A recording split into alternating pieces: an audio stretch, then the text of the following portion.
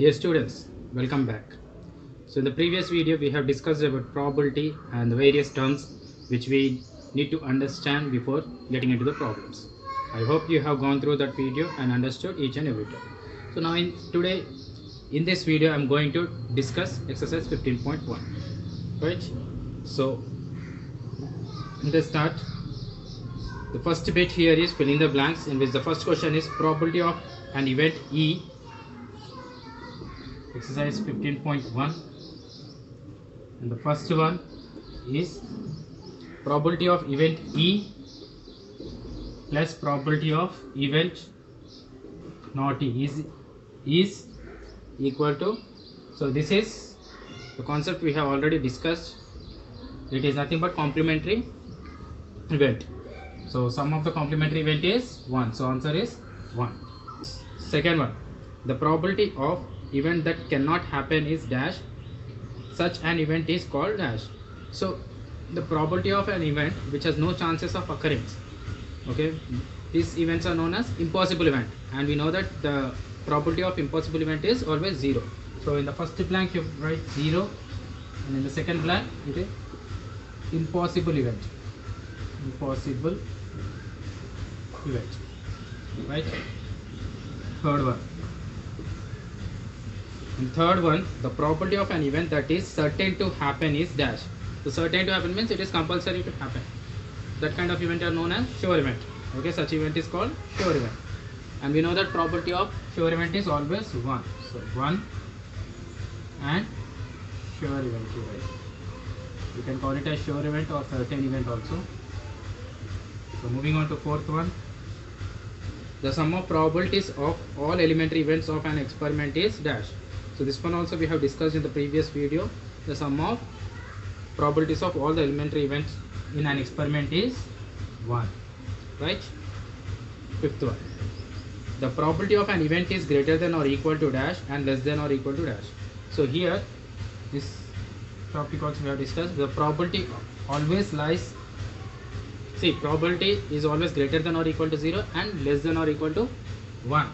So here you write down in the first one, greater than or equal to 0 and less than or equal to 1. So this is your first bit. And moving on to second bit. Here the second bit is which of the following experiments have equally likely outcomes? Excellent. So here few situations, day-to-day life situations are given.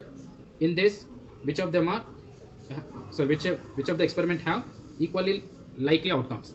So this one I'm going to leave to you. You go through the question and see which of them have equally likely outcomes.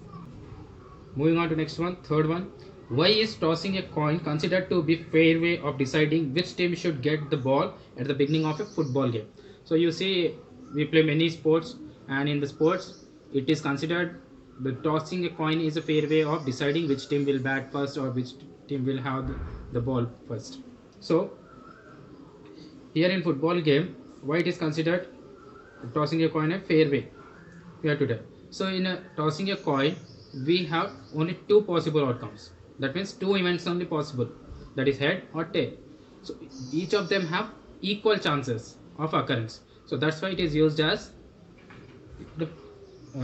it is considered as the fair way of deciding which team will have the ball first in a football game.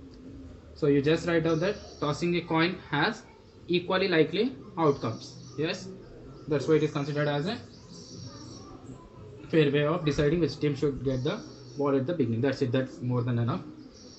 So moving on to fourth one, it is a MCQ. The question is which of the following cannot be the probability of an event? So your options are given 2 by 3, minus 1.5, 15%, 0.7. So I will write it. See, 2 by 3 is a proper fraction, B is a negative number, negative decimal number, C option is 15%. 15% means I can write it as 15 by 100, and D1 is 0.7, and 0.7 I can write as 7 by 10. So in this, see, we know that probability of any event is greater than or equal to 0 and less than or equal to 1. It means it is going to be a positive or 0. That is also less than 1. Okay, up to 1. It means the numbers in between 0 and 1 are nothing but proper fractions, right? So here our probability is always a proper fraction or 0 or 1. This is the possibility. So here 2 by 3 is a proper fraction, 15 by 100 is a proper fraction, 7 by 10 is a proper fraction. Here clearly directly you can say it is a negative. So probability cannot be a negative number. So your answer is B minus 1.5. So next question, fifth one. If P of E is equal to 0.5, what is the probability of not E? So fifth one, it is given that probability of event E is 0.05. We need to find probability of not E. It's a question mark. So it is clearly, see, probability of E means here event E is occurrence of something, right? So probability of happening something is 0.05. Then E bar is against this E.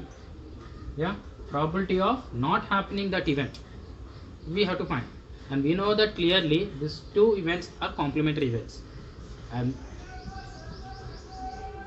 from the complementary events also we know that sum of the complementary event, probability of complementary event is equal to 1. That means probability of happening the event plus probability of not happening the event is equal to 1. So just put the value of probability of happening the event, that is 0.05 in the place of P of E. So P of E bar is equal to 1.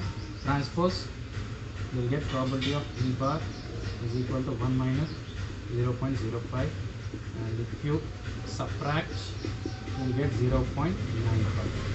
Fine, which is your answer. That's it. Clear? Next, moving on to sixth one. Here sixth solution.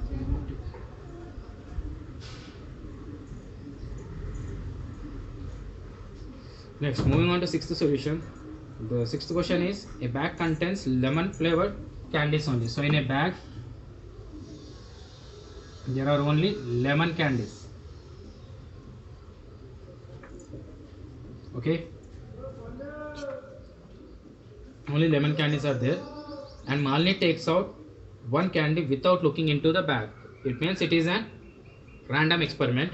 Without looking into the bag, she is just taking out one candy. What is the probability she takes out an orange flavored candy? So here in the bag we have only lemon candies. So here our sample space is only lemon candies. The number is not given. Okay, so only lemon candies are there. How many are there? That also not given. Just you will see lemon candies, and we are taking out an orange flavored candy. So clearly here we don't have any orange candies. So it is an impossible event. It is an impossible event. So you write down getting an orange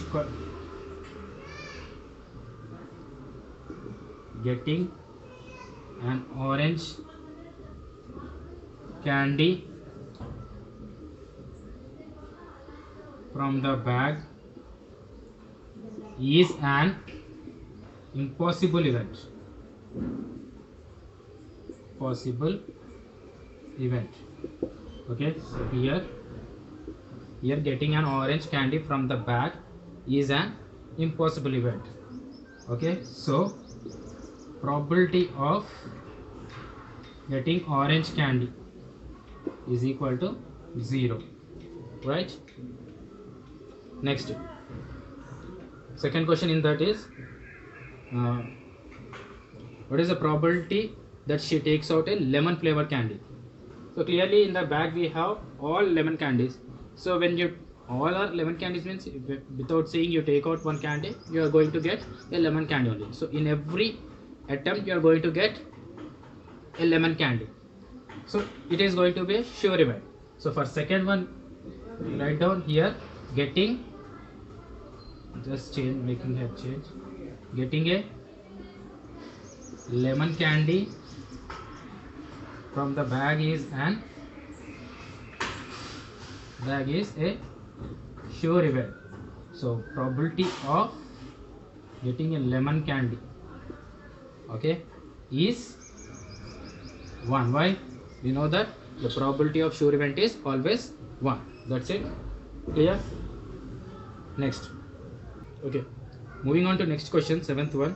It is given that in a group of 3 students, the probability of 2 students not having the same birthday is 0.992. So given there are 2 students, okay, out of these 3 students, probability of 2 students not having the birthday on same day is 0.992. So here probability of not happening the event is given. Okay, the birthday is not on the same day, so not happening event E0 is given 0.990. Probability of not happening the event is given 0.992. We need to find what is the probability that the two students have the same birthday. So probability of happening we have to find. Again, it is a case of complementary event, and we know that, see here it is the probability of 2 students not having same birthday. We have to find probability that 2 students have the same birthday. Okay, both are complement to each other.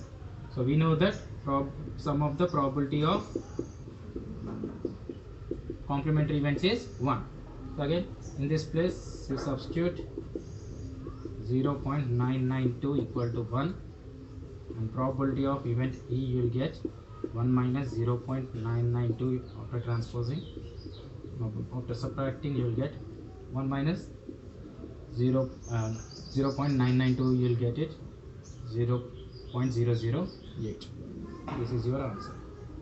So the probability that the two students will have same birthday is 0.008. Yeah.